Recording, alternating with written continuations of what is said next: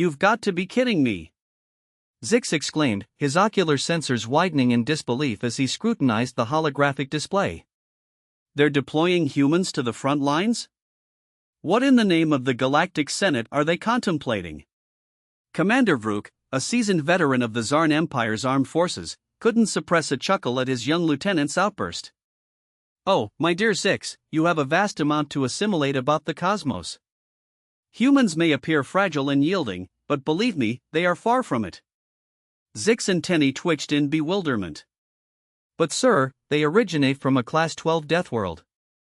They can scarcely endure our standard atmospheric conditions without those absurd suits. How are they expected to engage in combat? Vrook's mandibles clicked in amusement. Allow me to impart a brief narrative, young one. Gather round, troops, he announced to the other alien soldiers in the command center. It's time for a lesson in history, and rest assured, you'll desire to hear this one.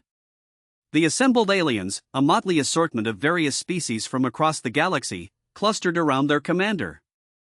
Some appeared skeptical, others curious, but all were eager to hear what Vrook had to disclose about these enigmatic humans.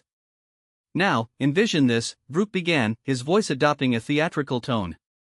Approximately 50 Earth years ago, that's roughly 35 galactic standard cycles for you numbskulls who struggle with calculations, the Harrian Collective initiated a surprise offensive against our outpost on Nexus 9. A collective gasp swept through the crowd. The Harrian Collective was infamous for their brutality and efficient killing machines. Oh, don't feign such shock, Vrook chided. You're all cognizant of how that war culminated. However, what you may not know is how it concluded, and that's where our esteemed human associates enter the picture. Zix couldn't restrain himself. But sir, the historical records assert it was the combined strength of the galactic alliances that repelled the Harrians. Vrook emitted a barking laugh. Historical records? Ha! Penned by politicians and bureaucrats who wouldn't distinguish a plasma rifle from a breakfast cereal. No, my dear Zix, it wasn't the combined might of anyone. It was a ragtag ensemble of human mercenaries who altered the course of that war. The commander's eyes glazed over, lost in recollection. I was present, you know, a freshly minted recruit, not unlike yourself, Zix. We were pinned down on Nexus 9, our forces decimated, our supplies dwindling, and the Harrians had us encircled. We were preparing for our last stand. The assembled aliens leaned in, captivated by the tale. That's when they materialized, Vrook continued, his voice dropping to a near whisper. A solitary ship, if you can believe it, scarcely larger than a transport shuttle. It landed squarely in the middle of the battlefield, smoke and debris swirling around it. Zix's mandibles quivered with anticipation. What transpired next, sir? Vrook's eyes glinted with mischief. Well, initially, nothing. We all merely stared at the ship, Harrians included. Then, the hatch opened, and out emerged the most preposterous-looking creatures I'd ever witnessed. The commander gestured wildly, attempting to convey the appearance of the humans. They were bipedal, with these soft, pink bodies encased in form-fitting black suits. Their heads were enclosed in these bulbous helmets with dark visors, and allow me to state, they appeared about as menacing as a Fuon sugar puff. A ripple of laughter coursed through the crowd, but Vrook held up a hand to silence them. Oh, laugh all you wish, we did too at first. But then... He paused for dramatic effect, then they commenced to move. The aliens in the room collectively held their breath. It was unlike anything I'd ever seen before, Vrook said, his voice filled with awe. They moved with a grace and velocity that shouldn't have been feasible on a planet with Nexus 9's gravity. One moment they were standing there, appearing like bewildered tourists, and the next... He clapped his hands together, abruptly causing several of the younger aliens to jump. Bam! They were in the thick of it. These humans, these soft, squishy creatures from a death world, were tearing through the Harrian forces as if they were constructed of paper. Zix's eyes were as wide as saucers. But how, sir? The Harrians possessed superior technology, advanced battlesuits, energy weapons. Vrook grinned, displaying his impressive array of teeth. Ah, but you see, that's where the humans held the advantage. They didn't rely on elaborate tech or advanced AI. They possessed something far more potent: adaptability. The commander began pacing, growing more animated as he continued his tale. You see, these humans, they'd been fighting and eliminating each other for millennia on their hellhole of a planet. They'd mastered the art of warfare in ways we couldn't even fathom. He stopped and regarded each of his soldiers in the eye. While we were preoccupied with perfecting our energy shields and plasma cannons, the humans were learning how to convert anything, and I mean anything, into a weapon. I observed one of them seize a piece of debris, merely a jagged chunk of metal, and employ it to take down 3 Harrian shock troopers in the blink of an eye. Another reprogrammed a malfunctioning cleaning droid and transformed it into a rolling bomb that obliterated an entire Harrian command post. The aliens in the room exchanged nervous glances, evidently unsettled by this information. Sir, Zix interjected, if they're so formidable, why haven't we heard more about them? Why aren't they a major power in the galaxy? Vrook's expression turned serious. Ah, now that's the genuine question, isn't it? You see, following the Battle of Nexus 9, the Galactic Senate realized just how perilous humans could be if they ever elected to turn their full might against the rest of us. So, they did what bureaucrats excel at: they suppressed the truth. The commander's voice dripped with sarcasm. Can't have the galaxy knowing that a group of primitives from a backwater death world saved all our exoskeletons, now can we? Might induce people to question the established order. He shook his head, chuckling ruefully. So, the humans were thanked for their service, compensated handsomely, and politely asked to return to their little corner of the galaxy and not generate too much commotion. And they acquiesced. One of the other aliens asked, sounding skeptical. Oh, they agreed, all right, Vrook replied with a knowing smirk, but not for the reasons you might surmise. You see, humans are a peculiar species. They thrive on challenge, on being underestimated.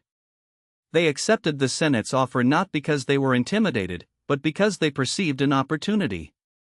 The commander's voice adopted a conspiratorial tone.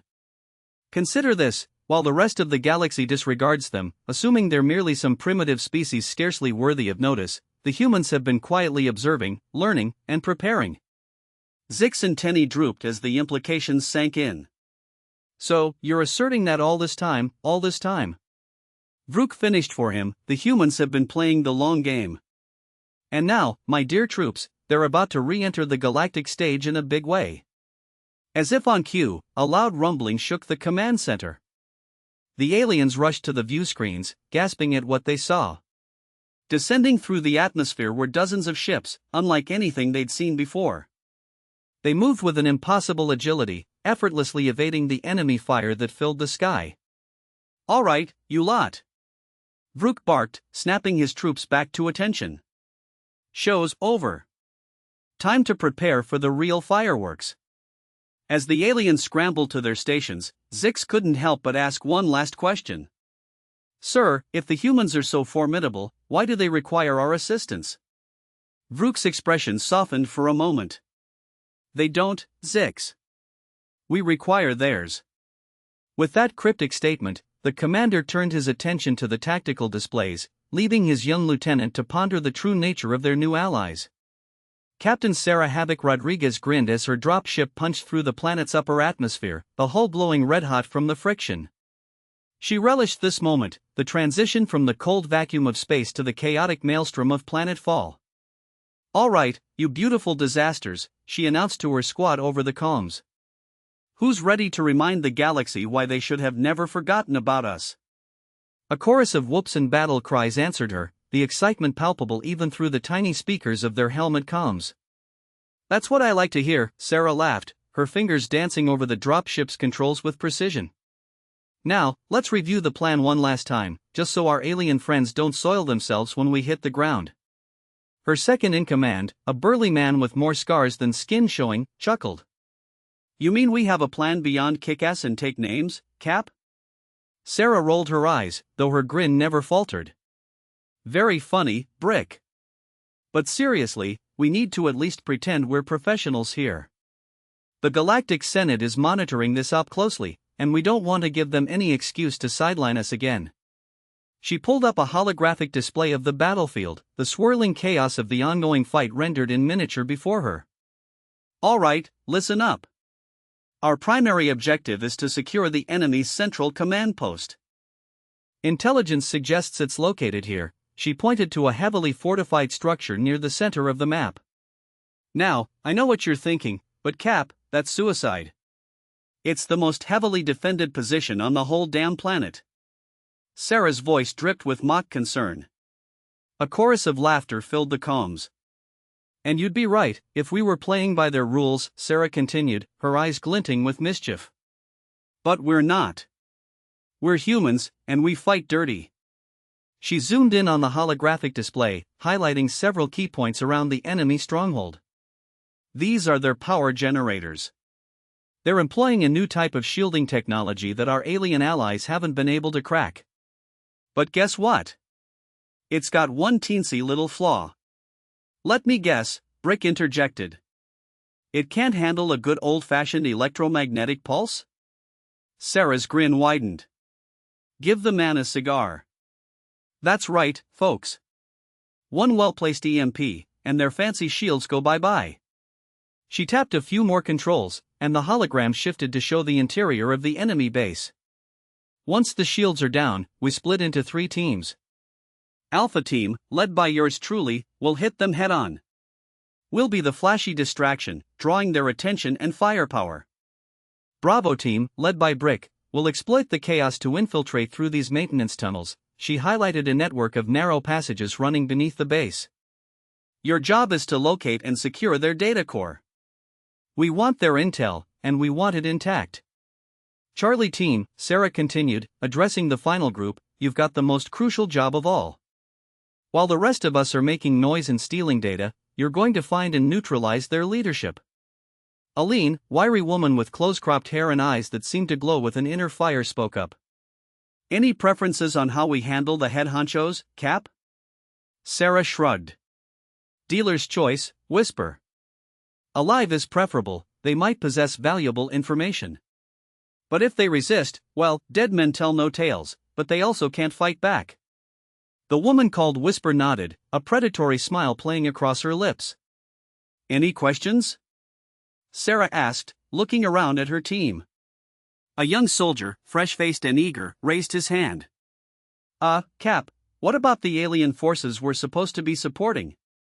Where do they fit into all this? Sarah's expression softened slightly. Good question, rookie. The truth is, they don't, not really. Our alien allies are brave, and they've got some impressive tech, but they're not prepared for the kind of fight we're walking into. She sighed, a hint of frustration creeping into her voice. The Galactic Senate has kept them in the dark about a lot of things, including the true nature of this enemy. They think this is just another border skirmish, a show of force to maintain the peace.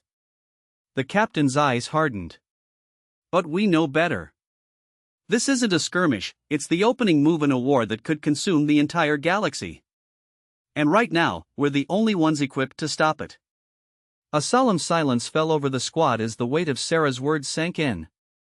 After a moment, Brick spoke up, his gravelly voice filled with determination. So, what you're saying is, we've got to save the galaxy and look good doing it. The tension broke as laughter rippled through the dropship. Sarah grinned, grateful for her second-in-command's ability to lighten the mood. That's right, Brick. And let's not forget the most important part of our mission. What's that, Cap? The rookie asked eagerly. Sarah's eyes gleamed with mischief. To have fun, of course. After all, what's the point of being the baddest in the galaxy if we can't enjoy it? As if on cue, the dropship shuddered as it entered the lower atmosphere, the sounds of distant explosions beginning to filter through the hull. All right, people. Sarah called out, her voice filled with excitement and determination. It's showtime. Let's remind the galaxy why humans are the scariest things this side of a black hole. With a bone-jarring thud, the dropship touched down on the war-torn surface of the alien world. The hatch hissed open, revealing a scene of utter chaos. The sky was filled with crisscrossing energy beams and explosions, while the ground trembled with the impact of heavy weaponry. Sarah was the first out, her boots hitting the scorched earth with a satisfying crunch.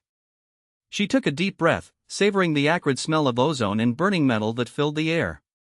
Ah, she sighed contentedly. Smells like victory. The rest of her squad poured out behind her, each moving with the fluid grace of predators on the hunt. To an outside observer, they might have looked almost comical, a group of bipedal creatures in sleek black suits, dwarfed by the towering alien war machines that surrounded them. But anyone who looked closer would have seen the deadly intent in their eyes, the way they moved with absolute confidence amidst the chaos of battle. "Whisper," Sarah called out. "Take Charlie team and get moving. I want you in position before we start the fireworks." The wiry woman nodded, gesturing to her team. In the blink of an eye, they seemed to melt into the shadows, disappearing as if they'd never been there at all. "Brick," Sarah continued, "you and Bravo team hold here for now. Once we've got their attention, make your move."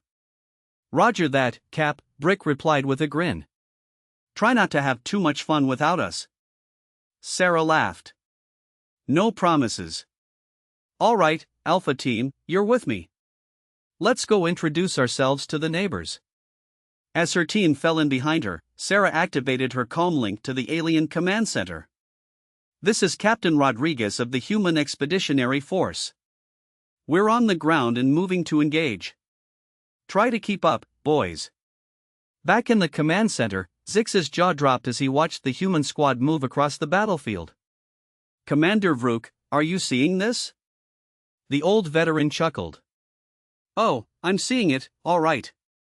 And I'm enjoying every second of it."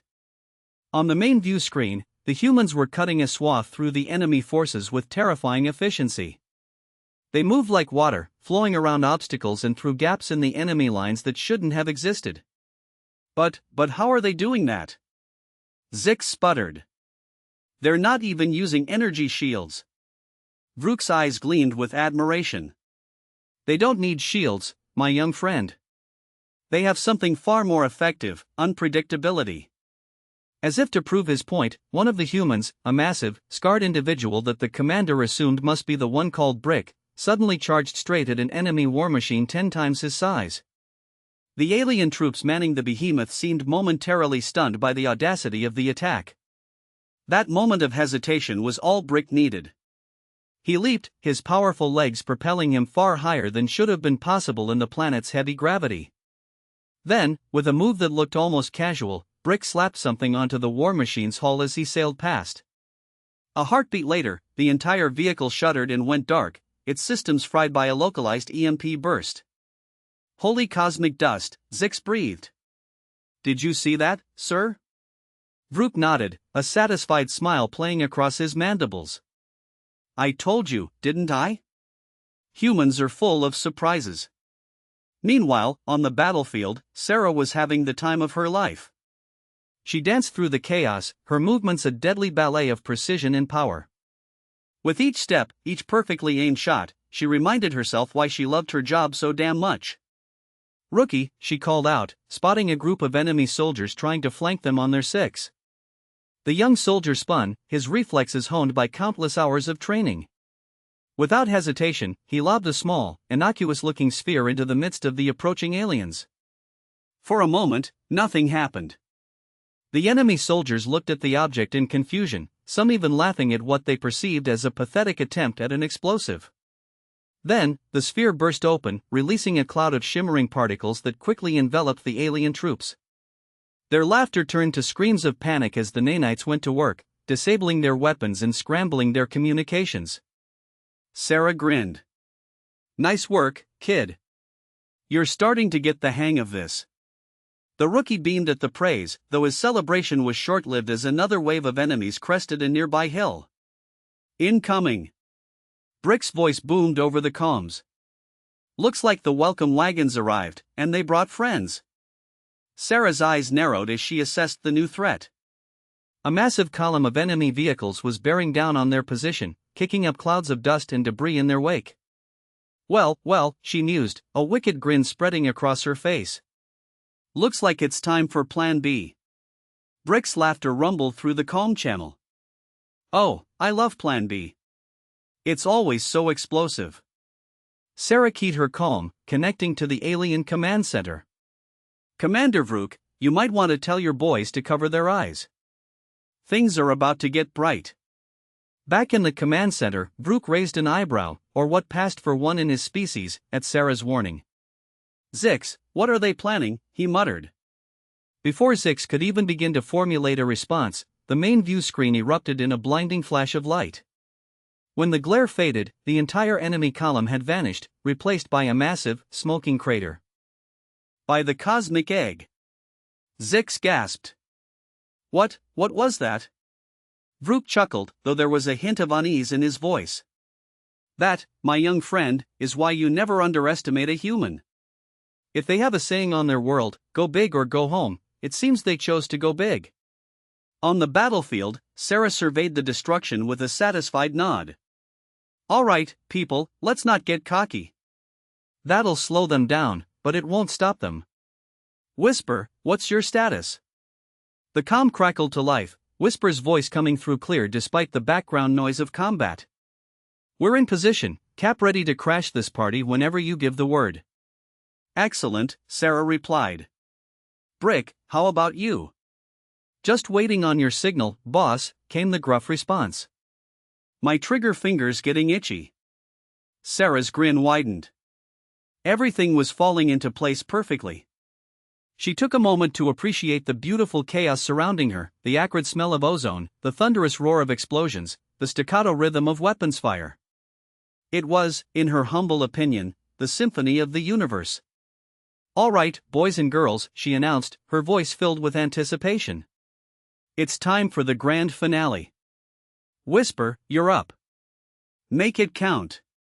"With pleasure, Cap," Whisper replied, a predatory edge to her voice. In the shadows of the enemy stronghold, Whisper and her team moved like ghosts. They slipped past patrols, disabled security systems, and navigated the labyrinthine corridors with an ease that would have seemed impossible to anyone watching. Finally, they reached their target, the enemy command center. Whisper held up a hand, signaling her team to hold position. With practiced precision, she pulled a small device from her belt and placed it against the door. A soft hum filled the air, followed by a barely audible click as the lock disengaged. Whisper smiled. "Sometimes the old tricks are still the best. Let's go." She whispered into her calm, proceeding to push inward. Inside the command center, chaos reigned. Alien officers scrambled from console to console, desperately trying to coordinate their failing defenses. In the center of it all stood their leader, a towering figure with multiple arms and a carapace that gleamed like polished obsidian. Whisper's team moved swiftly, disabling the alien officers with ruthless efficiency. Before anyone could raise the alarm, they had control of the room. The alien leader spun to face the intruders, his multifaceted eyes widening in shock. "It's impossible," he hissed. "How did you?" His words were cut off as Whisper appeared before him, moving faster than his eyes could track. "Sorry, big guy," she said, her voice deceptively casual. "Nothing personal, just business." With a move so quick it was almost invisible, Whisper jabbed a small device into the alien leader's carapace. The leader's eyes rolled back, and he collapsed to the ground, unconscious. "Target secured," Whisper reported. "Ready for extraction." Outside, Sarah allowed herself a moment of satisfaction. "Well done, Whisper. Brick, you're up. Time to collect our prize." Brick's team moved with surprising stealth for such large individuals. They slipped into the enemy base through the maintenance tunnels, bypassing the bulk of the remaining defenses. "Data at 60%, one of Brick's tech specialists reported. Downloading the data core now." Brick nodded, his scarred face set in a grim smile. "Make it quick. I've got a feeling our new friends aren't going to stay down for long." As if on cue, alarms began blaring throughout the base, the remaining enemy forces realizing they'd been outmaneuvered launched into a frenzied counterattack. "Brick, status report?" Sarah's voice crackled over the calm. "A little busy here, Cap," Brick grunted, the sound of weapons fire echoing in the background. "Data at 60%. Might need a little help with the exit strategy." Sarah grinned. This was the part she lived for. "Hang tight, big guy. The cavalry is coming." She turned to her team, her eyes gleaming with excitement. Alright, you beautiful disasters, time to remind these aliens why they should have left Earth alone. Let's go make some noise. With a war cry that would have made their ancestors proud, Sarah and her team charged towards the enemy stronghold. They moved like a force of nature, unstoppable and unpredictable. Enemy soldiers fell before them like wheat before the scythe. Alien war machines, previously thought invincible, crumbled under the onslaught of human ingenuity and sheer stubborn determination. In the command center, Vrook watched the unfolding carnage with a mixture of awe and trepidation. Remind me, he said to no one in particular, never to get on humanity's bad side. Zix, his earlier skepticism long forgotten, could only nod in mute agreement. As Sarah's team neared the base, a massive explosion rocked the ground. For a moment, everyone, human and alien alike, paused, wondering if this was some new weapon unleashed by the enemy. Then, through the smoke and debris, a figure emerged. It was Brick, his massive frame silhouetted against the flames, the unconscious form of the alien leader slung over one shoulder and a data core tucked under his arm. Package secured, he announced with a grin. Who's ready to go home? Sarah laughed, the sound carrying across the battlefield like a victory cry. Now that's what I call an exit strategy. All teams, fall back to the extraction point. Our ride's here. As if summoned by her words, a sleek ship descended from the sky, hovering just above the ground. Its design was unlike anything the aliens had ever seen, a perfect blend of form and function, beautiful and deadly in equal measure. The human teams converged on the ship, covering each other's retreat with practiced precision. As the last soldier boarded, Sarah paused at the foot of the ramp. She turned to survey the battlefield one last time, a satisfied smile playing across her lips. Thanks for the workout, she called out to no one in particular. We should do this again sometime. With that, she stepped into the ship, the hatch sealing behind her. In a burst of energy that defied the laws of physics as the aliens understood them, the ship shot into the sky, vanishing from sight in seconds. In the aftermath, as the dust settled and the fires began to die down, Commander Vrook stood amidst the wreckage of what had once been a formidable enemy stronghold. He shook his head, a rueful chuckle escaping his mandibles. You know, Zix, he said to his still-stunned lieutenant, I have a feeling the galaxy is about to get a whole lot more interesting. Zix, staring at the sky where the human ship had disappeared, could only nod in agreement. Sir, he said hesitantly, do you think they'll be back? Vrook's eyes gleamed with a mixture of anticipation and trepidation. Oh, I'm counting on it, my young friend. I'm counting on it. As the alien forces began the long process of cleaning up and assessing the damage, a new sentiment began to spread among them. It was a feeling that would soon ripple across the entire galaxy, changing the course of history forever. Humanity had returned to the galactic stage, and nothing would ever be the same again. Aboard the human ship, now safely in hyperspace, Sarah gathered her team for a debrief. The mood was celebratory, adrenaline still pumping through their veins from the successful mission. All right, you beautiful maniacs, she began, her voice filled with pride. I'd say that was a pretty good day's work. We came, we saw, we kicked ass, and we looked damn good doing it. A cheer went up from the assembled soldiers.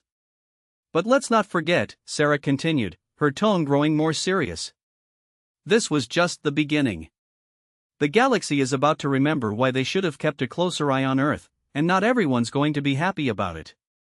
Brick, still nursing a few minor wounds from the battle, spoke up. So, what's next, Cap? Back to Earth for some R&R? Sarah's grin turned predatory. Oh no, my friends, we're just getting started. The Galactic Senate wanted to keep us in check?